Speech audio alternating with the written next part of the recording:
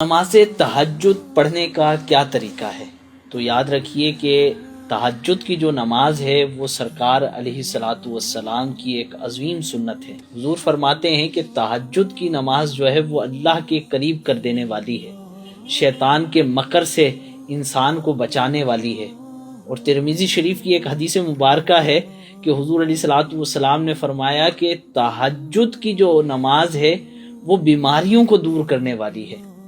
تو جب بھی کوئی مصیبت آ جائے، پریشانی آ جائے تو تہجد پڑھ لینی چاہیے، اور عادت بنائیں کہ یہ ایک عظیم سنت ہے، اور یہ جو نوافل ہیں یہ حضرت داؤد علیہ الصلاۃ والسلام کے طریقے پر ہیں۔ حضور فرماتے ہیں کہ یہ تہجد جو ہے یہ حضرت داؤد ادا کیا کرتے تھے کہ رات کو پہلے وہ سو جاتے تھے، اور پھر نصف رات کو یعنی جب آدھی رات گزر جاتی اٹھتے اور اللہ عز و جل کی عبادت کیا کرتے، اور پھر وہ دوبارہ آرام کرنے لگ جاتے۔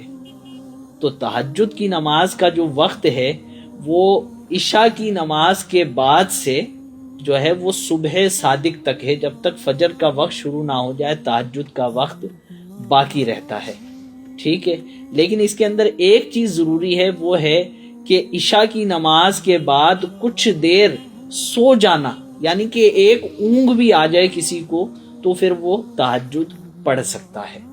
تو تہجد کی نماز پڑھنے کے لیے سب سے پہلے آپ نے نیت کرنی ہے۔ نیت کیا کریں گے کہ میں 2 رکعت یا زیادہ سے زیادہ تہجد کی 12 رکعتیں پڑھی جا سکتی ہیں، اور کم از کم 2 رکعتیں، میں 2 رکعت نماز تہجد کی نیت کرتا ہوں۔ آپ نے یہ کہتے ہوئے اللہ اکبر کہنا ہے، اور اب آپ نے ثنا پڑھنی ہے، سورہ فاتحہ پڑھنی ہے، اور جو بھی سورت آپ پڑھنا چاہیں اب وہ سورہ فاتحہ کے بعد پڑھیں۔ اس طرح پھر رکوع سجدہ کریں، اور پھر دوبارہ اٹھ جائیے، پھر سورہ فاتحہ اور پھر جو ہے سورت ملانی ہے اس کے ساتھ، اس کے بعد رکوع کرنا ہے، سجدہ کرنا ہے، پھر اتحیات ہے، پھر جو ہے درود پاک پڑھنا ہے، اور اگر دعا بھی پڑھیں تو بہت اچھی بات ہے۔